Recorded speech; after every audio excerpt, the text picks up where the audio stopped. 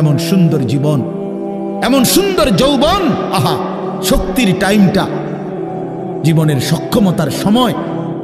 ছোটবেলা তো ভাইয়া দুর্বল, বৃদ্ধ বয়সটাও দুর্বল। তোমাদের অনেক কিশোর নওজোয়ান একজনের গায়েও চাদর নাই, কিন্তু মুরব্বী সবগুলোর গায়ে চাদর। দেখো চাকায়া, এই চাচারা তো আমার সব পরিচিত চাচা। অর্থ হইল এই বৃদ্ধের এই দুর্বলতা তাকে চাদর গায়ে দিতে বাধ্য করেছে। তার শরীরে শীতের অনুভূতিটা বেশি, ঠিক কিনা বলেন না কেন? কিন্তু তোমরা নওজোয়ান, তোমাদের অধিকাংশ কারো গায়ে চাদর নাই। তোমরা দেখো ভাইয়া, আমার গায়ে কোনো চাদরই নাই। তাইলে বুঝাইতে চাইলাম এই শক্তির সময় যৌবন। যুবক চাইলে পাহাড় কাইটা সমান করতে পারবে, যুবক চাইলে সাগর নদী মাটি দিয়ে ভরাট করে দিতে পারবে। একটা এলাকার যুবক ছেলেরা যদি চায়, সবার হাতে হাতে মদের বোতল পৌঁছাই দিতে পারবে। একটা সমাজের ছেলেরা যদি চায়, সবার হাতে হাতে নামাজের মুসল্লাও তুলে দিতে পারবে।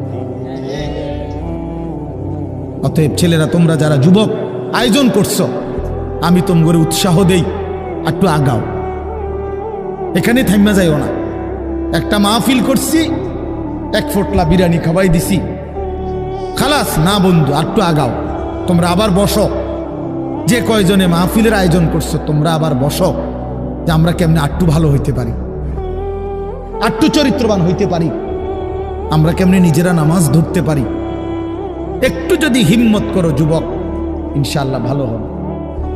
শনিবার দিন আমি আমার মাদ্রাসায়, এই শনিবারে সকাল 10টা থেকে বিকাল 4:30 পর্যন্ত, এইবারই প্রথমবার আমি আলাদা 16 বছর থেকে 30 বছরের নিচে যাদের বয়স, এই কিশোর যুবকদের জন্য আলাদা ইসলাহি মজলিসের আয়োজন করছিলাম।